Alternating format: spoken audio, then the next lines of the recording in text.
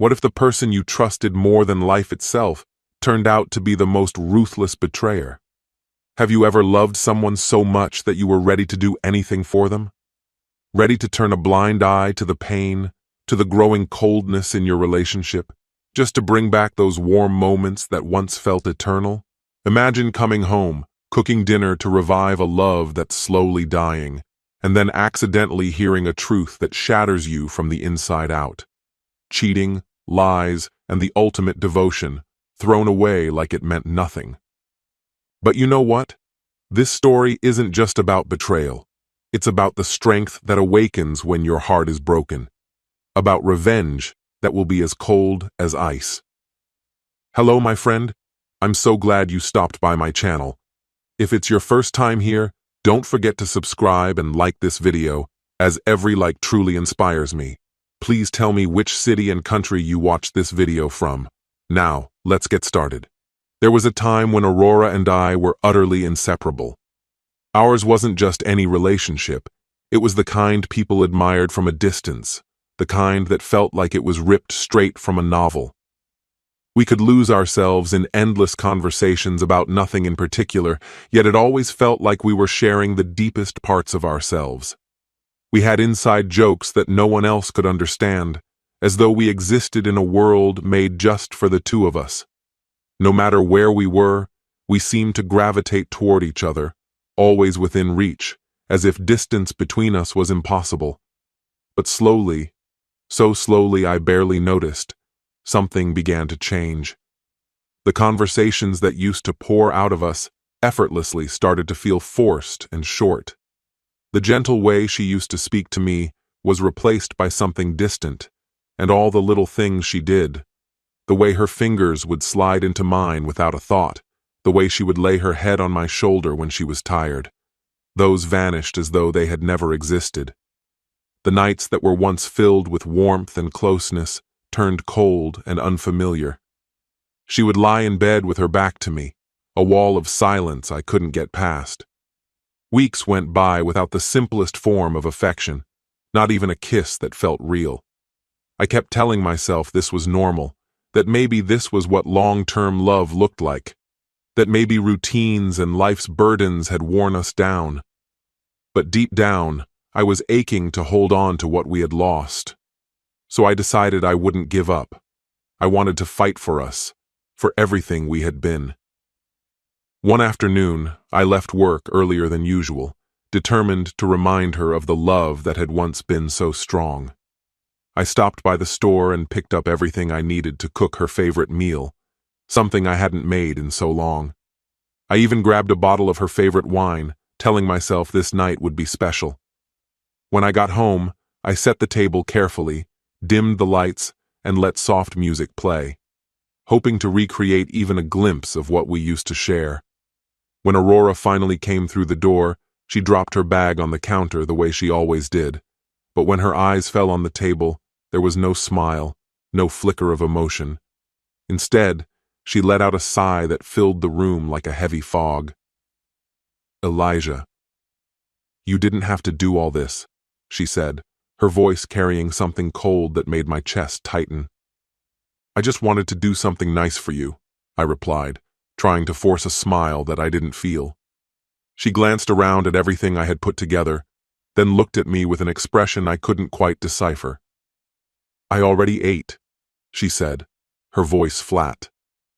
I stared at her, blinking as if I hadn't heard right. "What?" "I had dinner with Bridget after work. I didn't know you were planning this." She didn't sit down. She didn't touch a single thing I had prepared. She just mumbled that she was tired and walked straight to the bedroom, leaving me sitting there alone, staring at the meal I had poured my heart into, feeling more foolish than ever.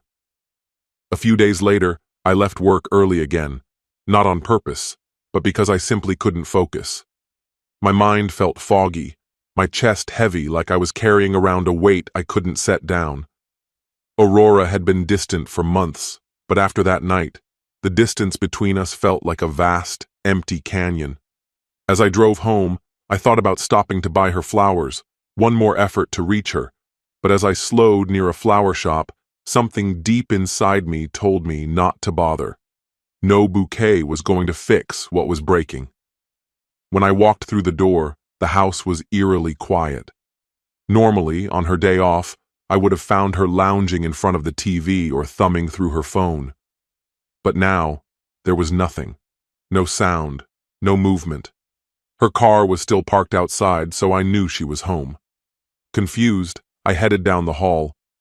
That's when I heard her voice, laughing, a sound I hadn't heard from her in what felt like forever. I crept closer, my pulse quickening, an uneasy feeling settling deep in my stomach before I even knew why. "I'm so bored, Bridget. You honestly have no idea," she said, her voice light and playful. "Elijah is just... Ugh, I can't keep pretending." I stopped in my tracks, my body freezing as I pressed myself against the wall to stay hidden. "Even in bed, Bridget," she continued, her voice dropping to a secretive whisper. "I have to fake it every time." A bitter laugh escaped her lips, and on the other end, Bridget laughed too, like they were sharing some private joke. "It's honestly exhausting. I don't even want to sleep with him, but when I do, it's only so he won't start asking questions. God, I can't imagine living like this forever." My hands began to tremble, but I stayed rooted to the spot, every word cutting into me like a blade. "And you know that night Elijah made dinner for us?" "Yeah." "While he was playing house, I was with Lewis." She laughed again, louder this time, without an ounce of shame. "We went out for dinner, then got a room. It was incredible, Bridget. He actually knows how to make me feel good, unlike Elijah." Another burst of laughter filled the room, as if she had just told the world's best joke.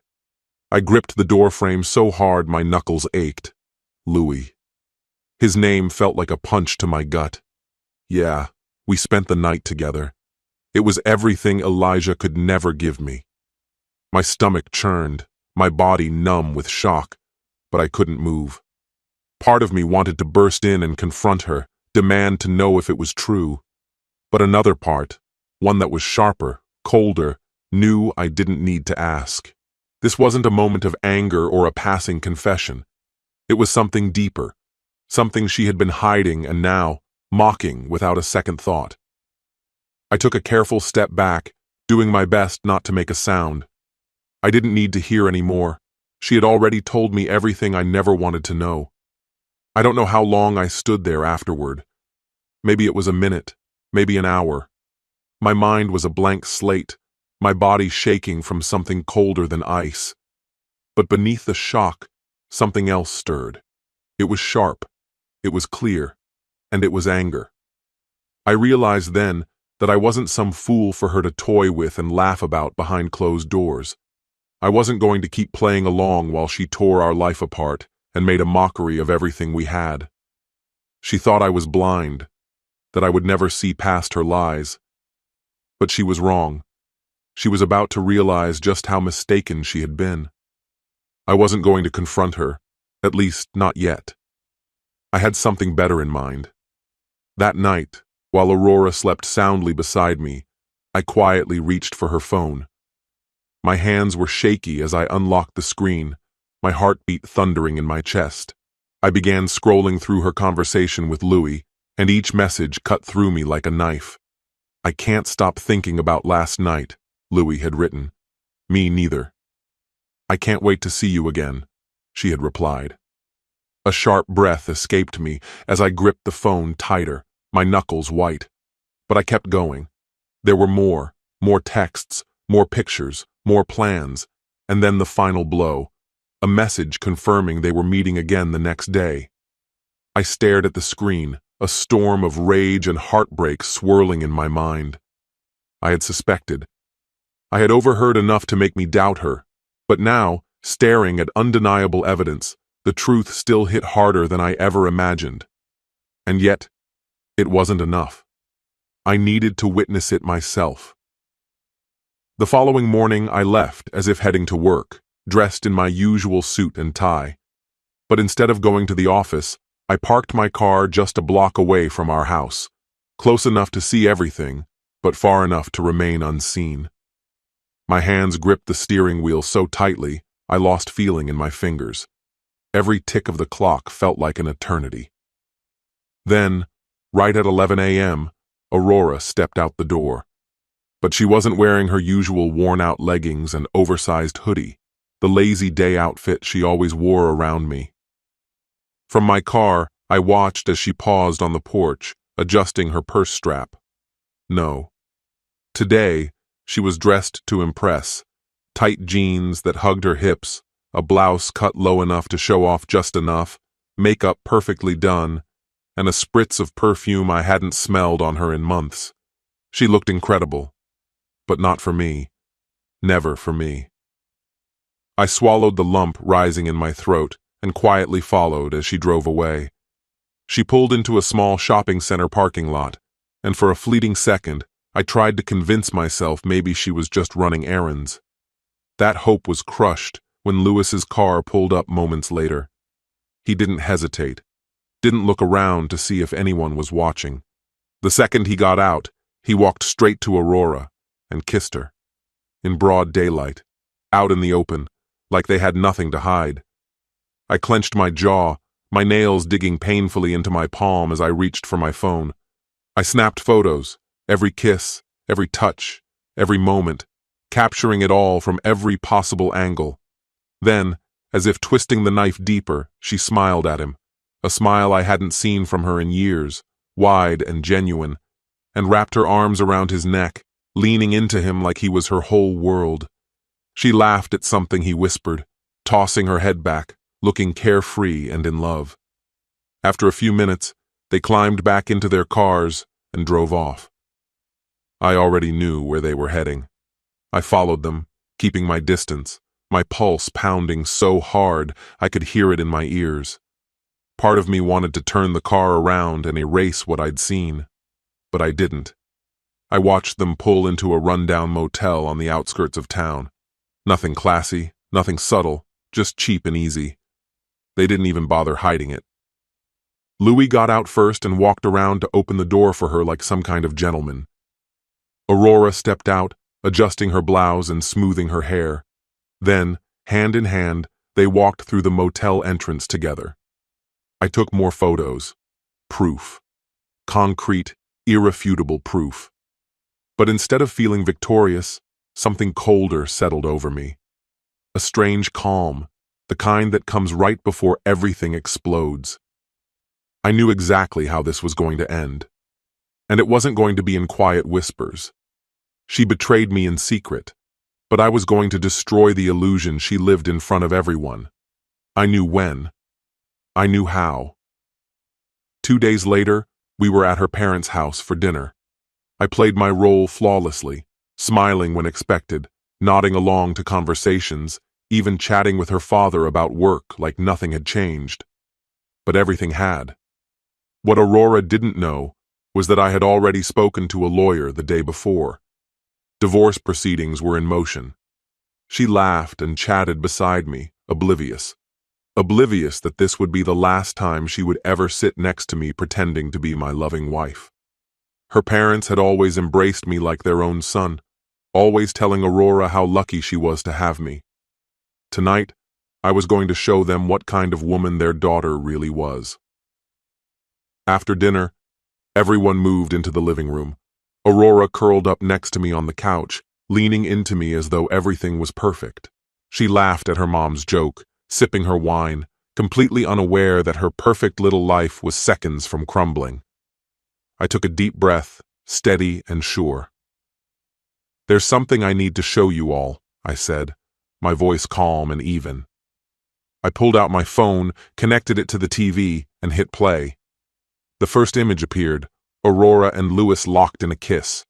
Gasps echoed around the room. The warmth in the air evaporated, replaced with a suffocating, heavy silence. Aurora's body tensed beside me. Her mother covered her mouth in shock, her eyes wide and brimming with tears. Her father leaned forward, his face hard, his jaw clenched in rage. I let the silence stretch, letting them all fully absorb the betrayal unfolding on the screen. Then came the next image, Aurora and Louis walking into that grimy motel together. "What the hell is this?" her father demanded, his voice sharp and cutting through the thick tension like a blade. It wasn't just anger in his voice, it was betrayal, heartbreak, and disappointment. Aurora's wine glass slipped from her hand, crashing to the floor and shattering into pieces.